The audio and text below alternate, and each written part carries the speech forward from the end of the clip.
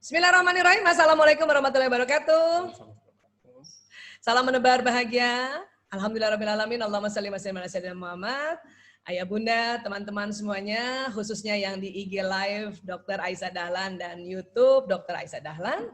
Hari ini kita kembali di acara ngobrol santai bareng Bu Isah. Ya, saya ini disebutnya Bu Isah atau panggilan kesayangannya oleh anak-anak itu Bu Isah. Ya, itu asal kata dari Aisyah. Ya, dan hari ini kita akan ngobrol bersama anandaku yang kedua, namanya Mas Priyo yang ini ya. Ayo Priyo kasih salam dulu dong. Assalamualaikum warahmatullahi wabarakatuh. Waalaikumsalam Priyo. Saya ya. Namanya. Sama. Asik.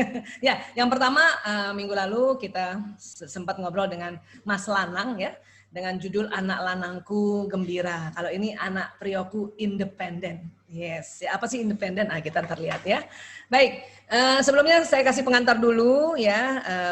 Ini Priyo. Priyo ini lahirnya di Jakarta 22 Juni 1997 di Rumah Sakit Harum Jakarta. Jadi baru saja milad, alhamdulillah yang ke-23 ya. Dan pas lahirnya itu hari ulang tahunnya Jakarta ya. Jadi waktu sudah ya Bu Isah masuk rumah sakit itu dokternya, dokter Ita itu sedang acara karena libur jadi acara di Ancol. Jadi dokternya terpaksa pulang ke rumah sakit Harum. Jadi kan rumahnya dekat rumah sakit Harum yang harusnya bermalam di Ancol, akhirnya kembali ke rumah sakit Harum untuk melahirkan atau memimpin persalinannya Priyo ya. 22 Juni tahun 1997. Ya, 23 ya? 23 tahun. 23, alhamdulillah ya. Dan kalau Mas Priyo nama lengkapnya ini nih. Kok loncat. Ya, Ismail Fatahillah Elang Priyo Sismadi. Ya, ini namanya panjang. Kayak Mas Lanang juga kemarin ini ada 5 kata ya. Ismail Fatahillah Elang Priyo Sismadi. Dikasih nama Fatahillah, ada Fatahillahnya karena lahirnya pas 22 Juni.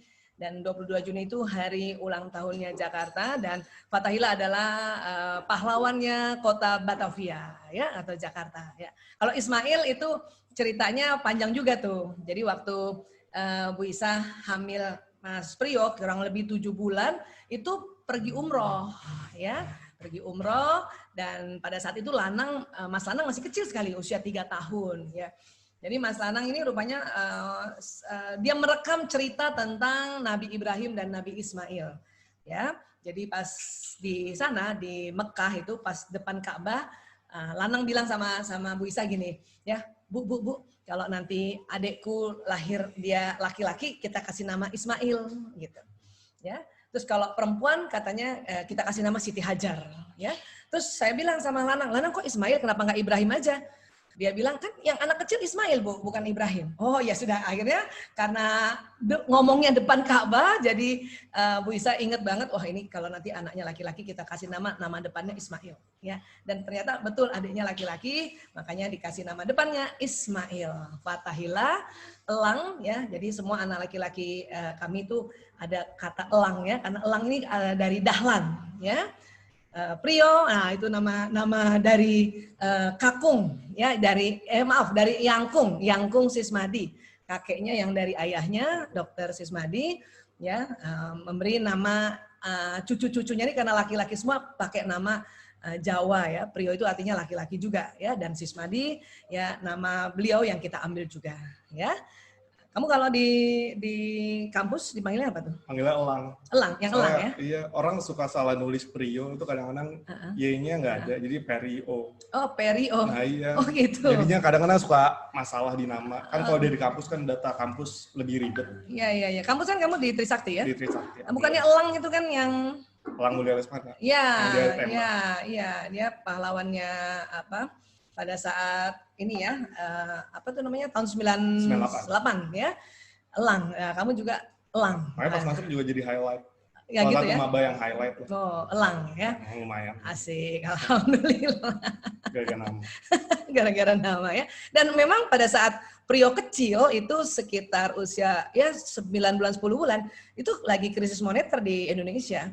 Ya, itu betul-betul tuh. Itu pas elangnya Trisakti berjuang ya bersama teman-temannya ya. Makanya waktu itu susah banget kita cari barang-barang ya pada saat krisis moneter. Dan pada saat itu Bu Isa tuh punya yayasan namanya Mitra Bunda. Nah, karena punya yayasan kita bisa beli beras di pasar dan nanti kita yang salurkan ke orang-orang. Jadi Prio kecil tuh udah mulai jualan. Ada bakat bisnis. Nggak itu agak susah aja. Nggak apa-apa. Namanya krisis. Kalau krisis itu menimbulkan kreativitas ya. Jadi jual beras waktu itu, jual minyak, jual gula.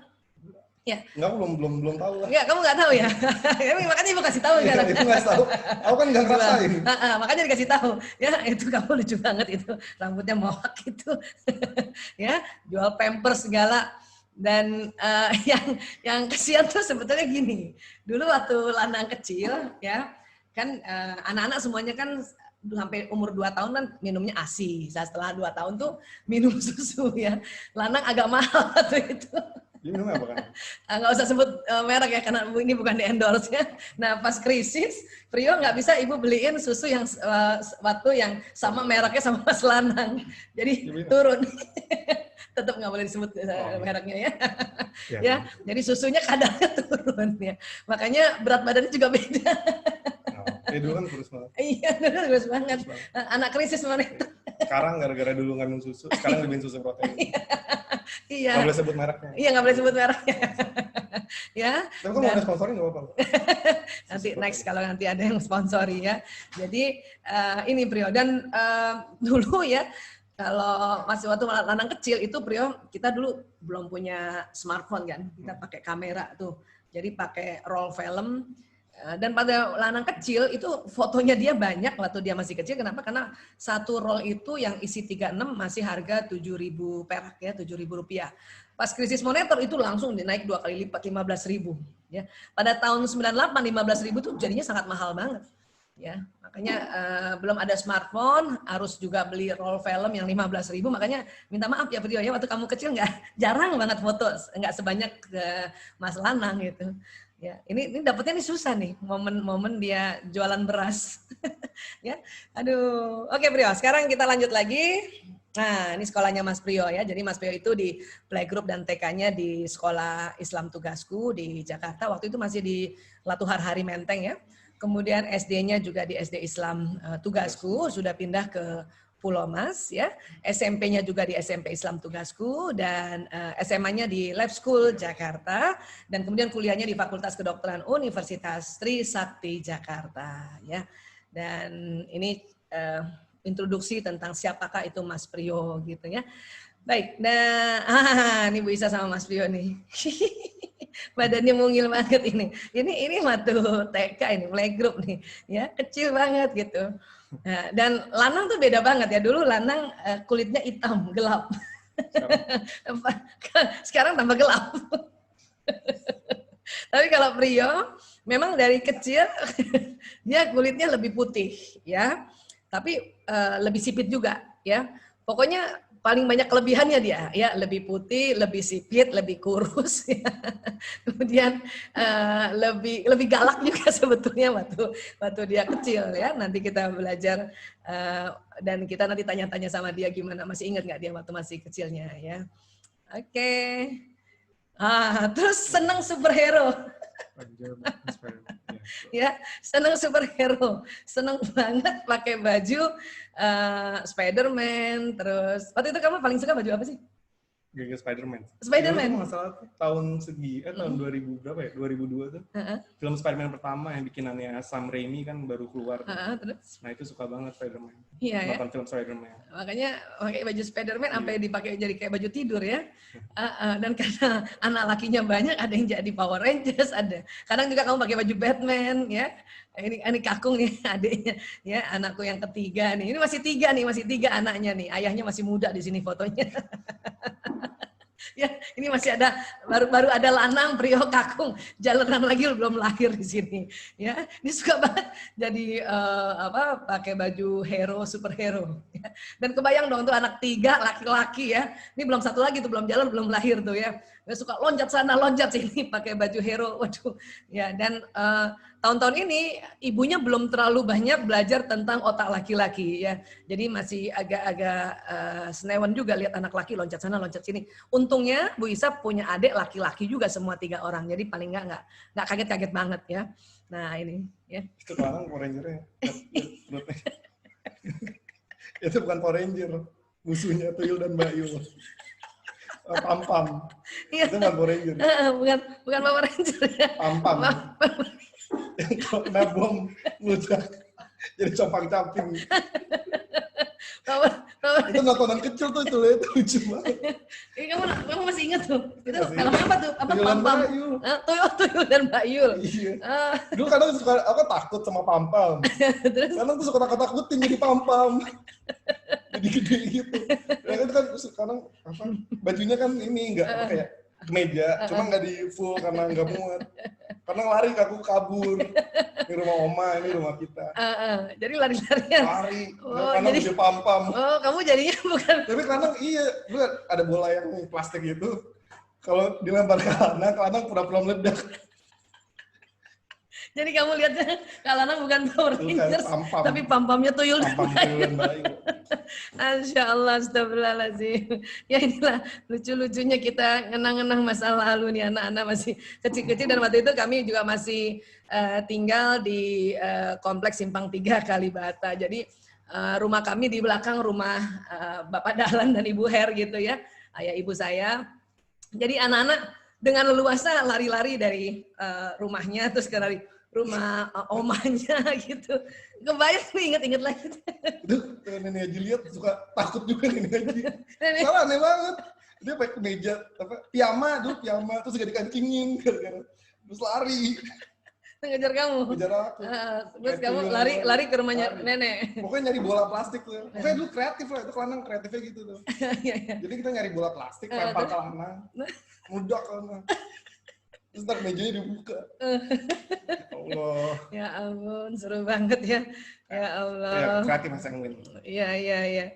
Tapi kamu dulu, seingat ibu galak juga kamu tuh. Tapi kamu punya prinsip gitu. Ya, kalau ada apa-apa, biarpun kecil, kurus, ceking gitu. Kalau ada yang gangguin dia yang maju duluan gitu.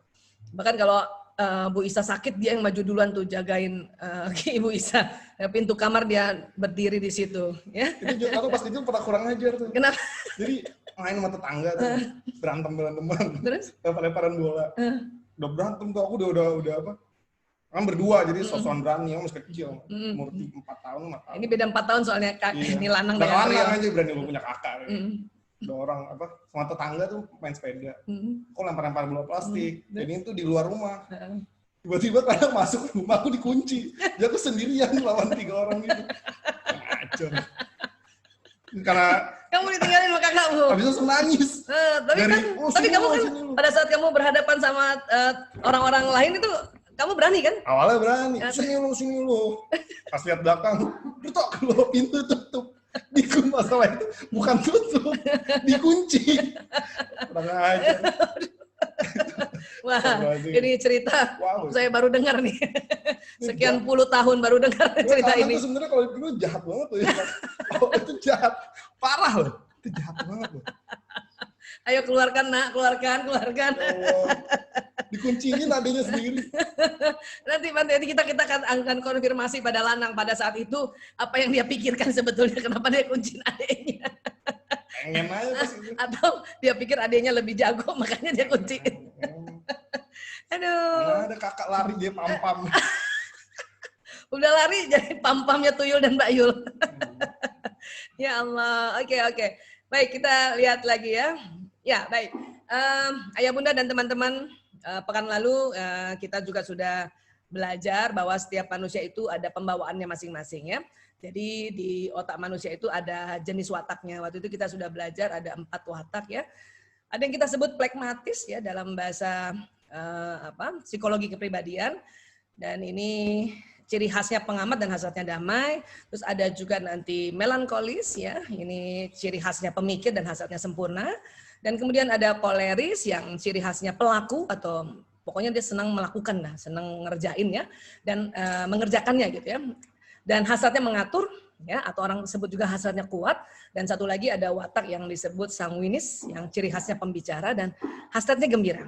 Ya, dan semua watak ini karena anakku banyak, jadi semua watak ada di anak-anakku. Ya, kemarin Lanang kita sudah bahas tentang sanguinis, yaitu hasrat gembira. Ya, begitulah ciri khasnya Lanang yang gembira. Sampai tadi adiknya cerita bahwa saking dia gembiranya, ya dia ngikut-ngikutin apa tuh film. But gitu. it doesn't mean semua sanguin jadi emang aneh aja.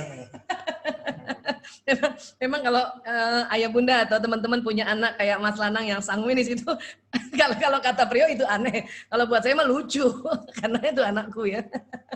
Ya, oke. Dan hari ini kita akan bahas tentang watak satu lagi yang disebut watak, kalau bahasa psikologi kepribadiannya adalah koleris. Ya, dan ciri khasnya ini dia orang yang selalu mengerjakan apa yang dia ucapkan. Ya, dan hasratnya memang mengatur. Ya, dan dia sering juga disebut hasrat kuat.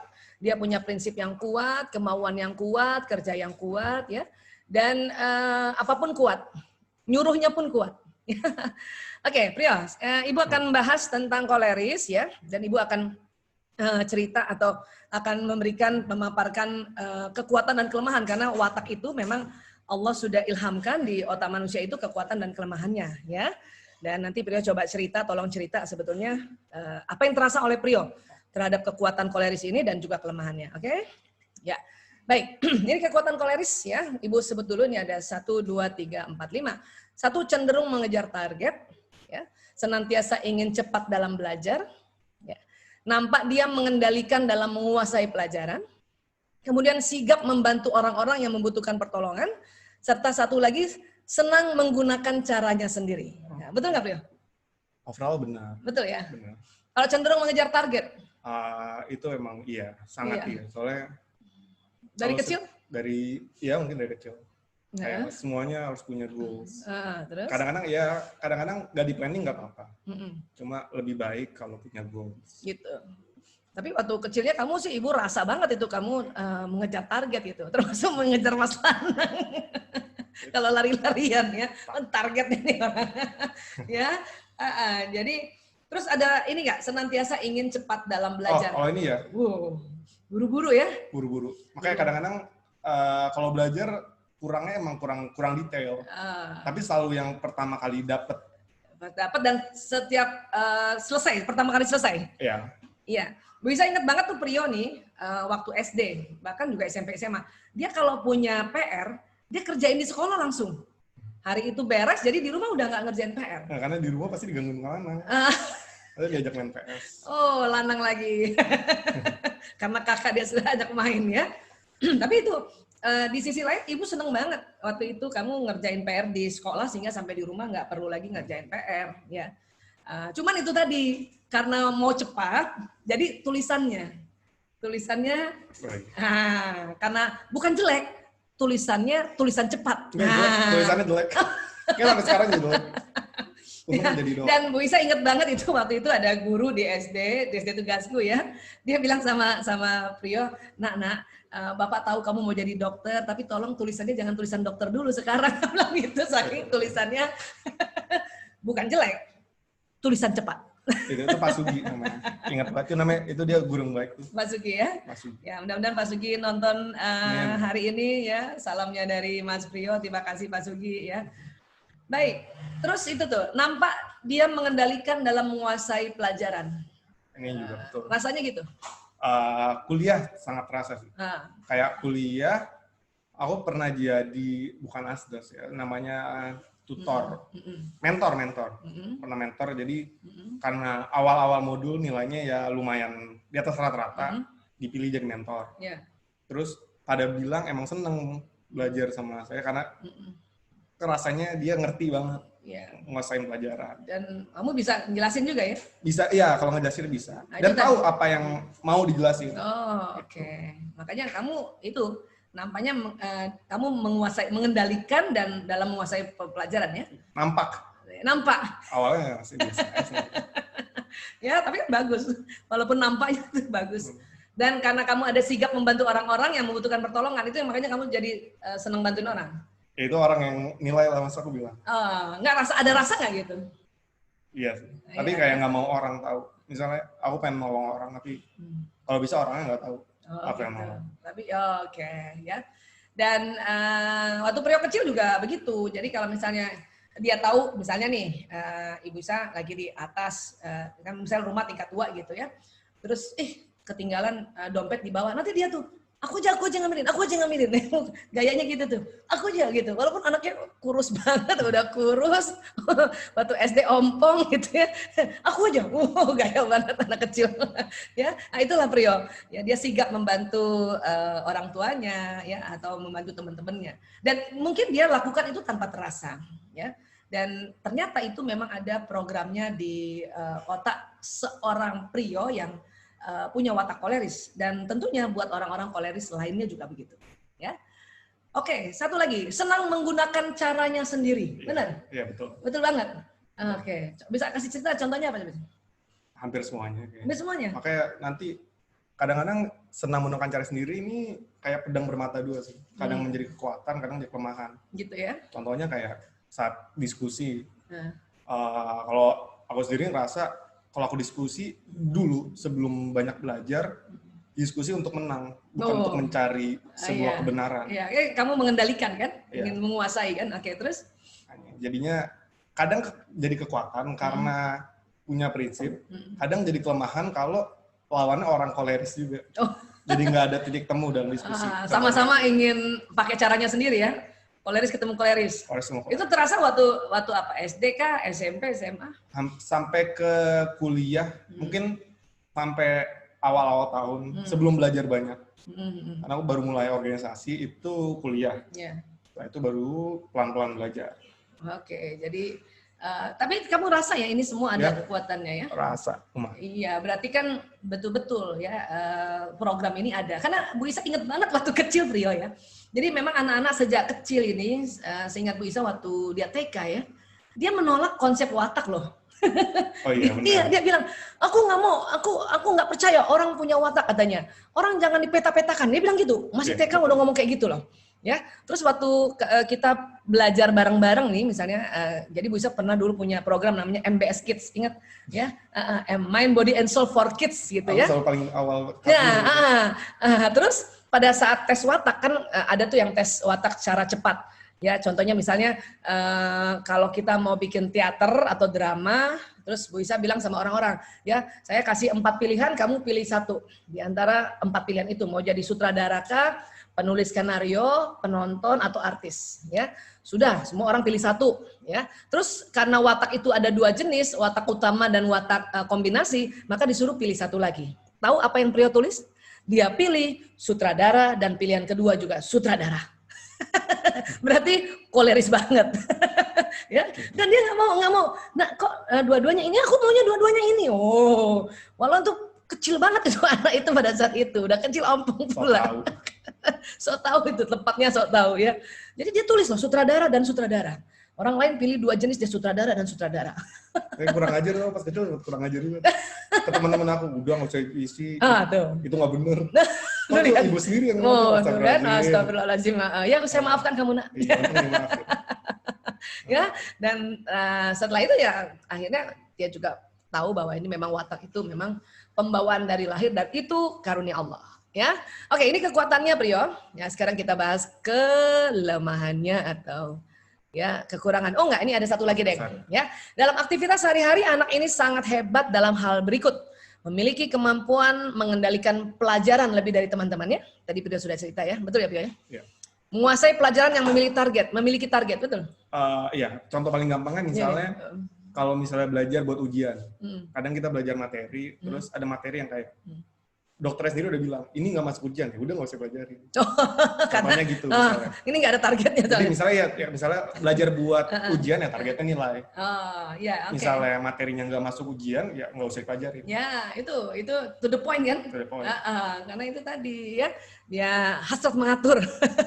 Oke, senang dengan pelajaran yang mendapat apresiasi besar. Ya. Mendapat apa istilahnya apresiasi itu apa sih sebetulnya ya? Apresiasi ya apa penghargaan. Penghargaan besar ya.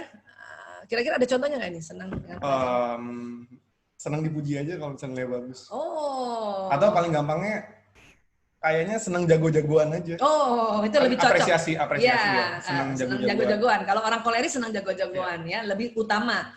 Senang juga dipuji, tetapi berbeda dengan sanguinis. Kalau sanguinis itu memang kebutuhannya pujian. Ya, kalau ini kan kebutuhannya jago-jagoan tadi ya. Atau mungkin ininya kayak senang buktiin diri kali ya. Ya, senang membuktikan. Ya, nggak itu usah tadi. dipuji sama orang juga lihat, misalnya kayak game aja. Pengennya jadi nomor 1. Nggak usah dipuji. Yang Itu target kan? Ya. Target juga kan? Betul. Dan menguasai proses belajar yang cepat, betul ya? Betul. Ya. Terus menguasai proses pengambilan keputusan yang cepat. Ya. Dari semua anak ini waktu kecil, kalau misalnya kita hari Ahad gitu kan, biasanya kita sama-sama sama ayahnya, nanti diajak, ayo mau makan di mana misalnya gitu ya, dia langsung cepat ambil keputusan. Ya, aku mau makan pizza aja. Walaupun akhirnya kadang-kadang suka, lah kok cepet banget, kok aku ambil yang ini. Iya. Jadi dia tanpa rasa, karena memang ini watak itu ada di otaknya, dan otak kita semua setiap otak kan ada wataknya, dia cepat banget ambil keputusan, ya. Dan agak ini kadang-kadang agak ngotot sebetulnya. Ya, atau sampai sekarang juga begitu. Kalau misalnya saya baru mikir nih, saya mau ngerjain misalnya bikin modul nih malam-malam, nanti dia bilang ini, nggak usah Bu, udah tidur aja Bu. Nah, dia itu tadi mengambil keputusan yang cepat gitu, ya.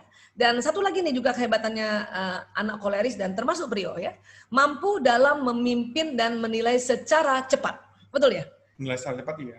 Mampu dalam memimpin kayaknya lebih ingin memimpin. Ingin menjadi garda terdepan. Oke. Nah, kalau mampu dan memimpin kan nggak selalu mampu. Oke, tapi ingin memimpin. Ingin memimpin. Ya, tadi karena ada hasrat mengatur tadi ya. Iya. Kalau menilai secara cepat, kamu bisa kasih contoh nggak? Contoh kalau misalnya dulu pernah ada musyawarah besar tim medis nasional. Kayak misalnya ada, kan kalau musyawarah kita ngomongin keputusan, ADART, anggaran dasar rumah tangga. Kadang kayak ada ADART yang orang nggak kepikiran di situ, aku bisa kepikiran. Contohnya kayak, dalam menjadi ketua PT BMKI, Tim Bantuan Medis Nasional itu, dibutuhkan minimal 1 tahun penjabatan dari tim medis unit. Tapi aku bisa menilai secara cepat, karena kedepannya kan beda-beda. Contohnya misalnya FKUI setahun, Trisakti setahun, Trisakti cuma setengah tahun, kan beda-beda. Jadi nilainya secara cepat untuk implementasi ke depan juga. Itu bisa ya kamu lihat gitu ya. Bisa. Dan kamu berani ngomongin ya. Iya. Jadi nggak cuman ada kan orang kayak gitu watak lagi satu lagi deh. Tahu sih ini kayaknya harusnya dikasih input ini, cuman nggak berani diomongin. Kalau kamu berani ya? Iya. Lebih sering juga gitu. Teman yang mikir, aku yang ngomong. Oke. Dia pasti tanya balik bingung malah. Bukan aku yang mikir. It's okay, tapi itulah kamu punya kehebatan sebetulnya ya, kemampuan yang Allah berikan, alhamdulillah ya. Oke, sekarang kita bahas tentang kelemahannya ya.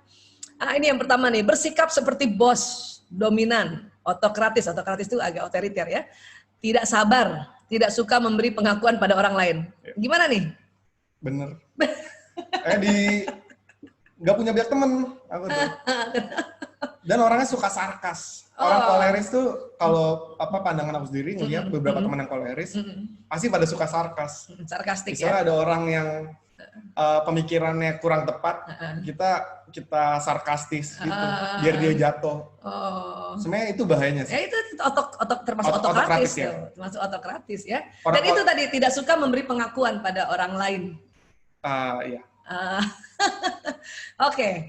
Kelemahan berikutnya, mudah depresi jika hidup tidak terkendali dan orang tidak melakukan sesuai caranya. Iya. Pernah. Ini jarang nih ya? Sampai jarang. Depresi maksudnya? Jarang, tapi pernah. Pernah juga ya? Pernah, cuma... waktu kapan tuh? Waktu nggak masuk negeri. Oke. Tetap ya, kamu ada rasa gitu ya? Kenapa? Karena target kamu negeri ya sebetulnya ya? Tapi nggak depresi juga. Cuma rasanya nggak enak aja.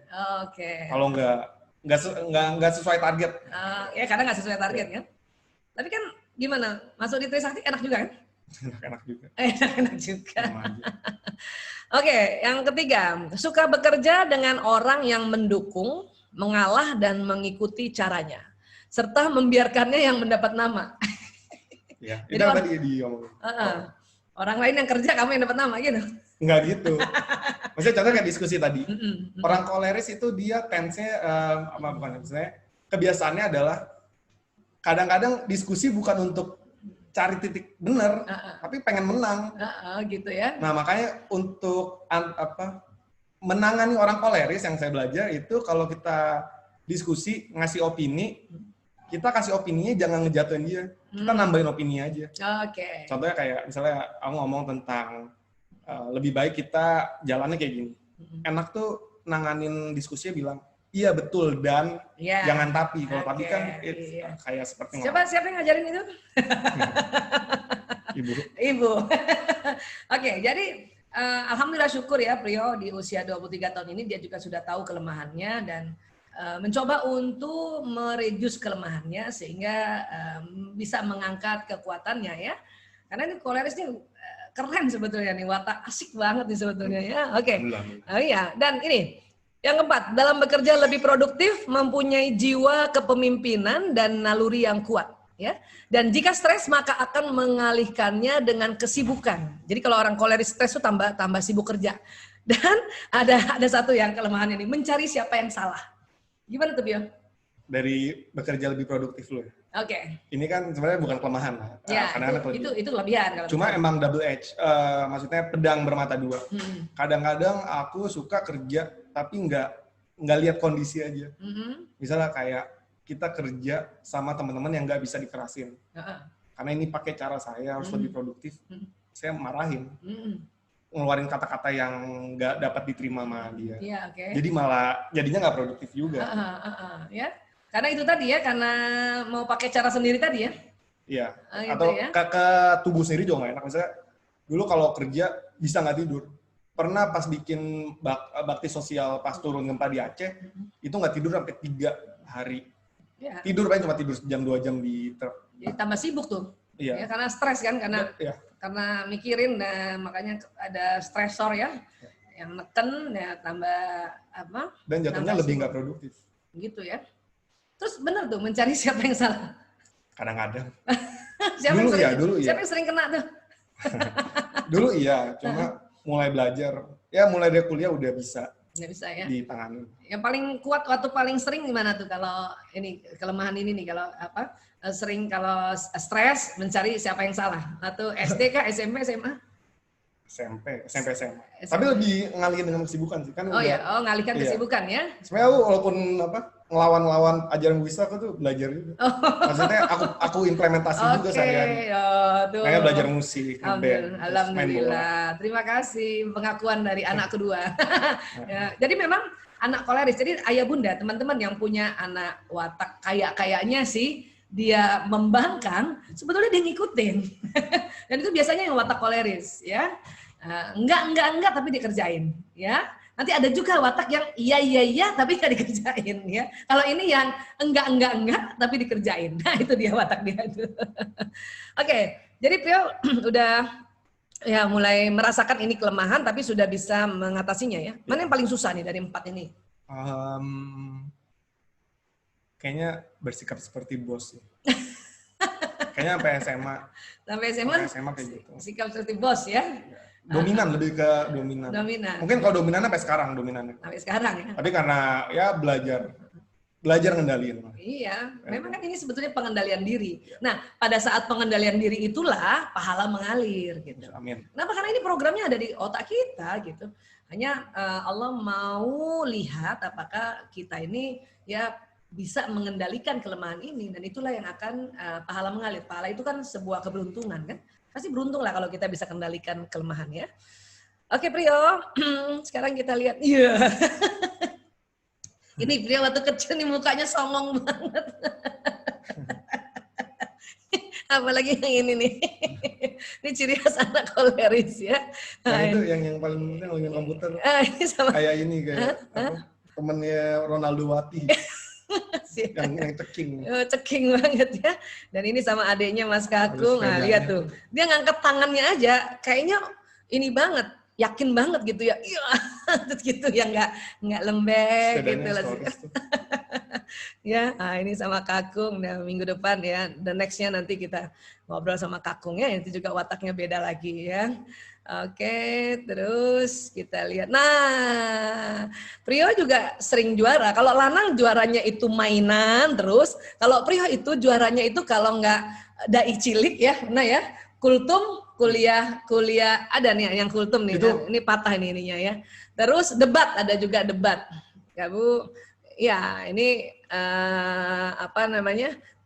Juaranya Prio biasanya tentang apa ini namanya? Pidato ya sebetulnya ya. Iya. Pidato.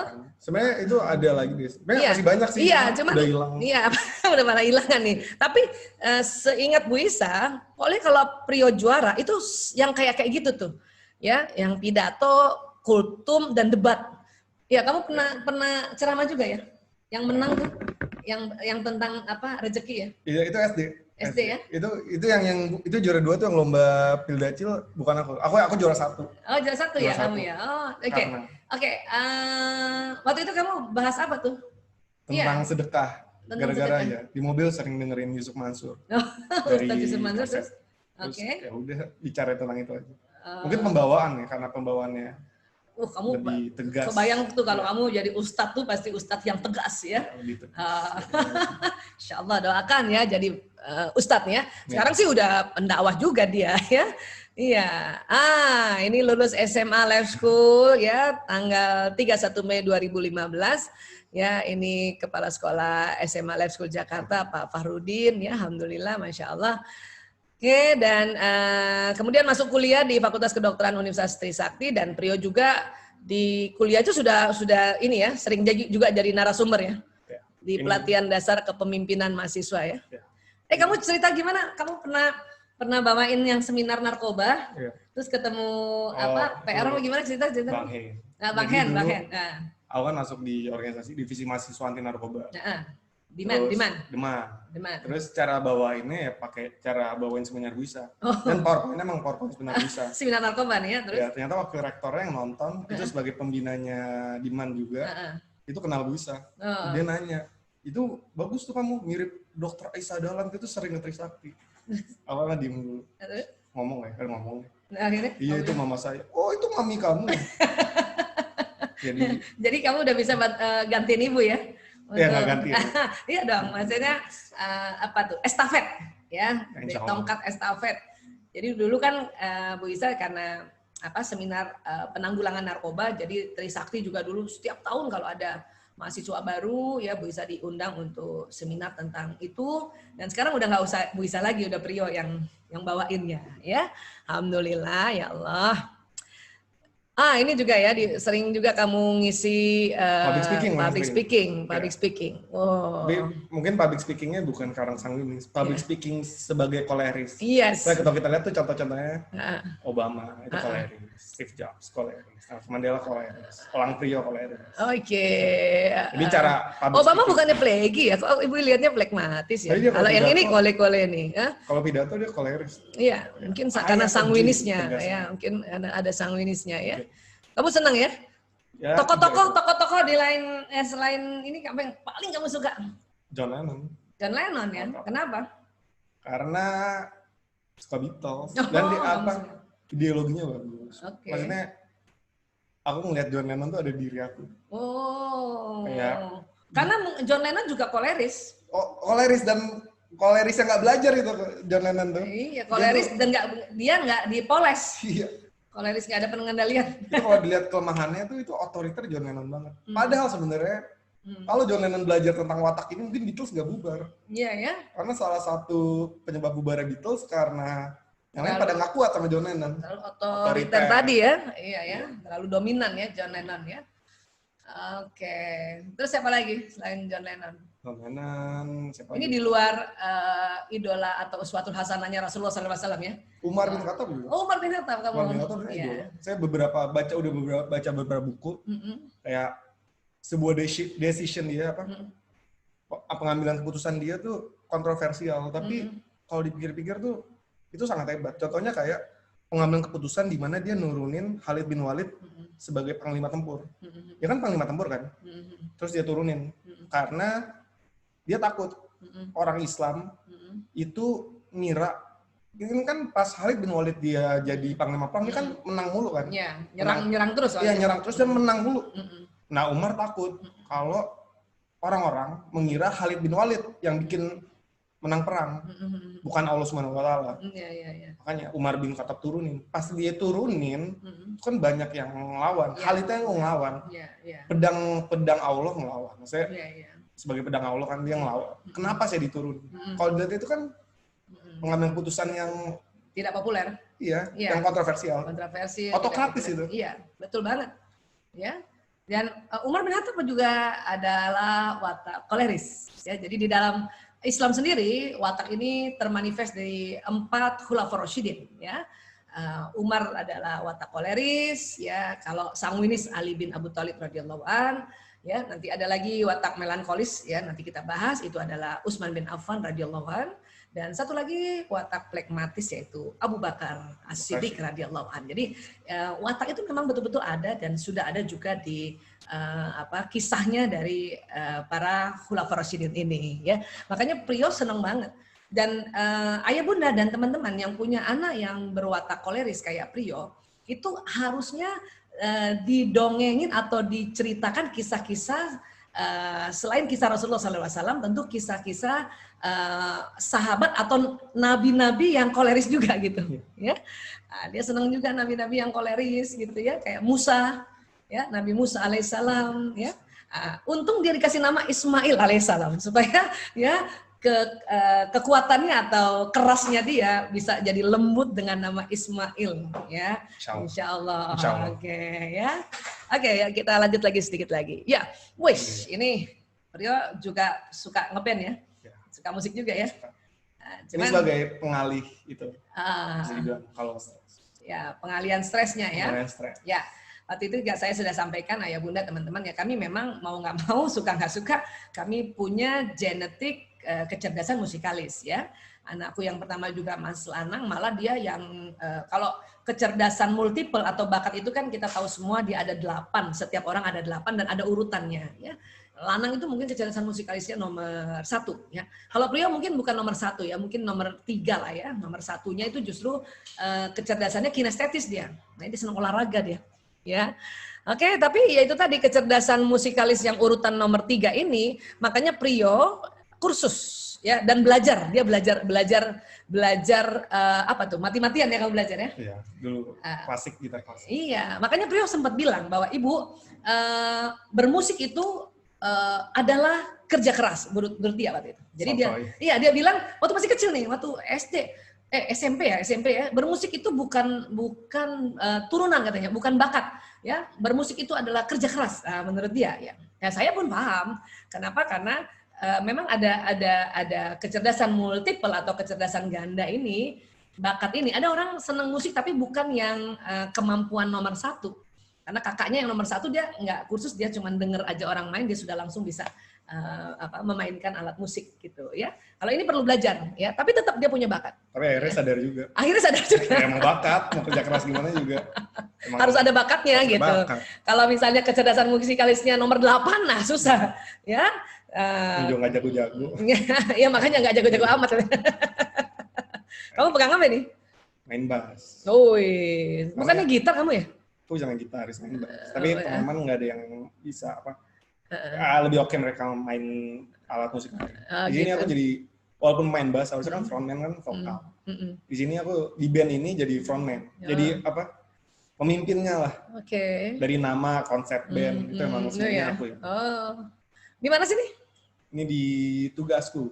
Ini jadi udah kuliah gitu? Atau SMA? Atau ini udah kuliah. Bisa lupa soalnya. Terus ada, ini pentas seni. Ini pentas seni, jadi ini udah kuliah.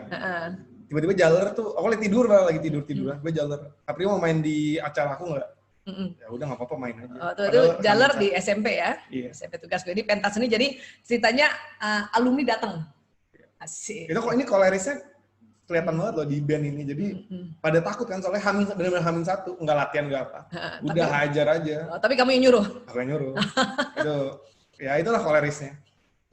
dalam band. Dan semua orang ikut lah. Ya, awalnya mungkin ikutnya karena takut. Enggak juga. Oke, ini band keluarga ini. Ini acaranya sepupuku ini, Tante Cening ya? Enggak, ini oh, Om Agus. Mas Agus ya? Oh ya, sepupuku juga ya, acaranya Mas Agus, Om Agus ya. Ini Prio ya? Ini Prio. Terus ini siapa? Uwa ya? Uwa, ini Om Saing. Om Saing. Ini Mas Lana. Mas Lana dan ada Mata ya. Ini The Bros.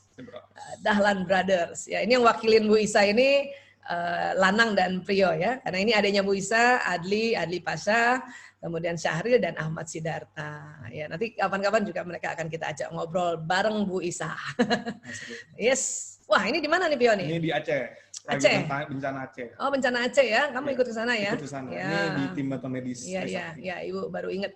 Waktu itu Prio ke Aceh ya. Dan berapa lama sih kamu di sini nih? 2 minggu. 2 minggu ya. Ini serem juga loh. Ini kita ada di daerahnya GAM.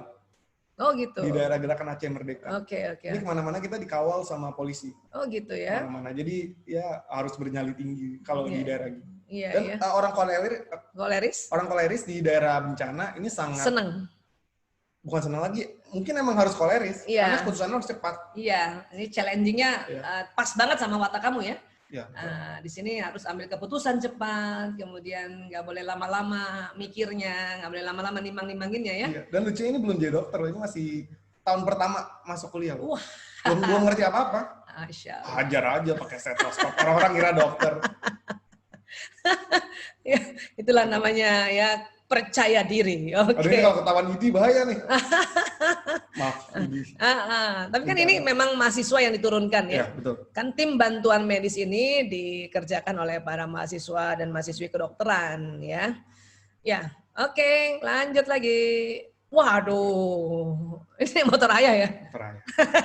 Kan harus sering bawa juga ini.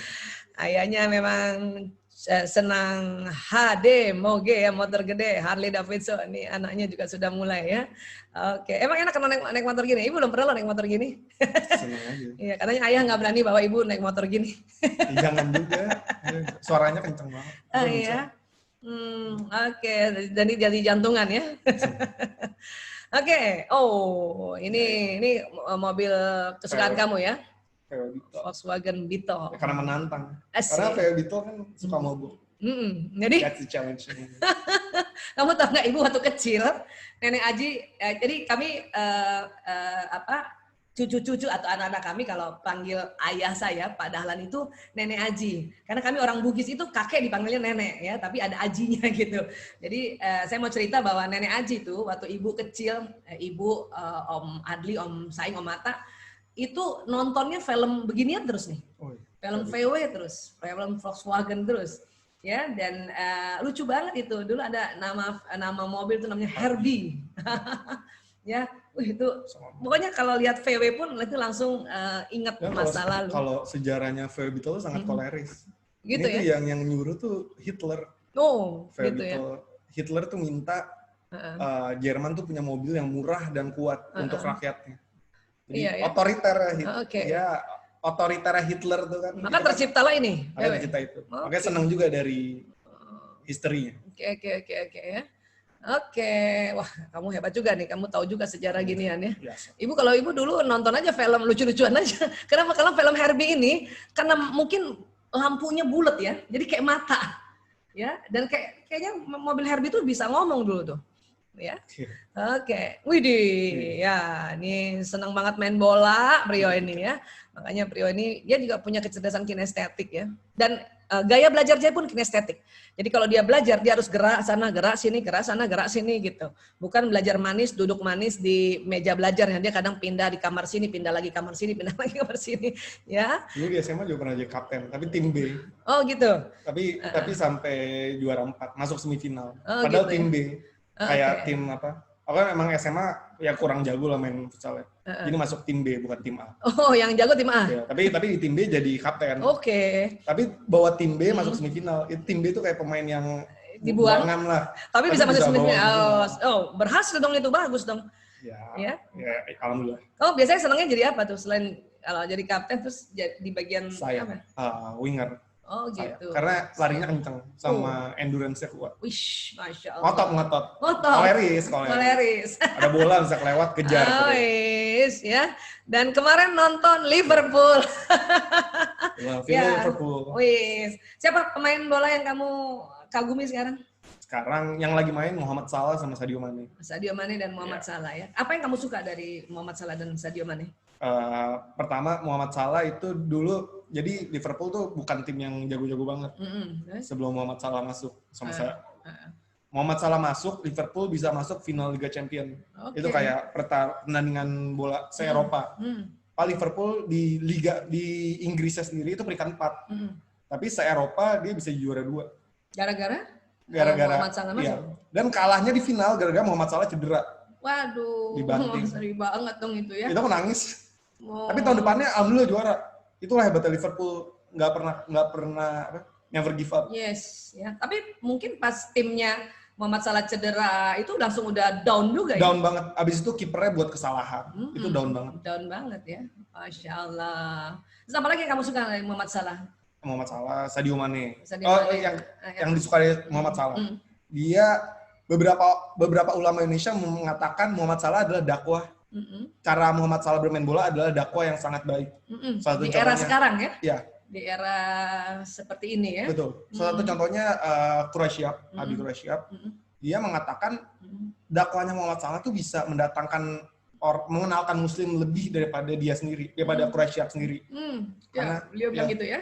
Karena menurut Quraisyab juga dakwah terbaik adalah dakwah yang diimplementasikan, yang bisa dilihat. Karena beliau kalau Muhammad Salah kalau udah habis golin langsung sujud ya? Langsung sujud. Teman-temannya ikut sujud ya?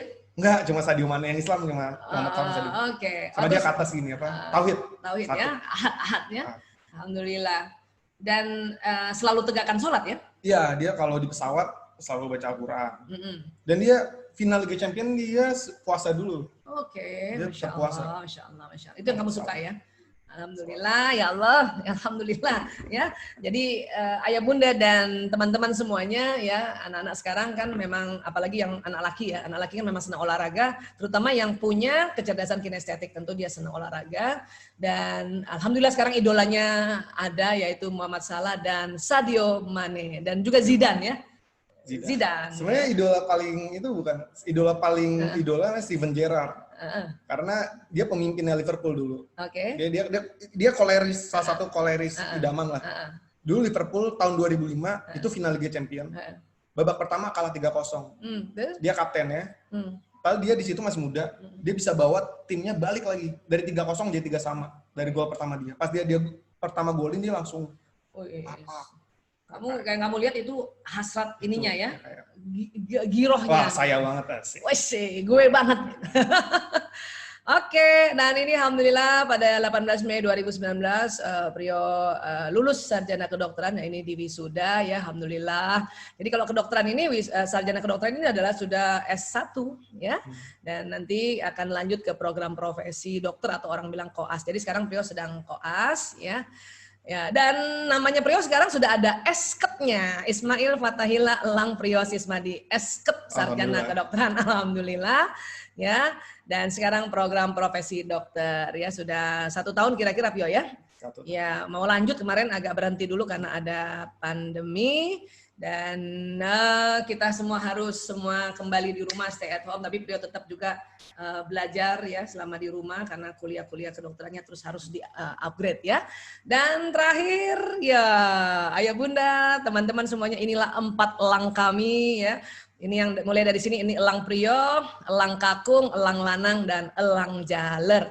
Hari ini kita sudah berbagi cerita dengan elang Prio.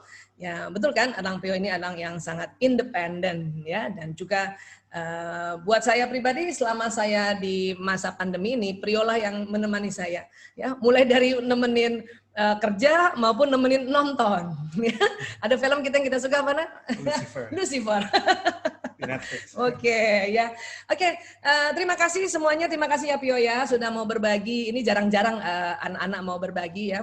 Dan alhamdulillah saya juga bersyukur bahwa ilmu tentang watak juga semuanya bisa dipelajari oleh anak-anak ya. Dan sekali lagi buat teman-teman yang ada di IG Live dan di YouTube ya, terima kasih telah menyaksikan program kami ini dan nantikan program-program lainnya ya. Salam menebar bahagia. Terima kasih, jazakumullah khairan katsiran. Assalamualaikum warahmatullahi wabarakatuh.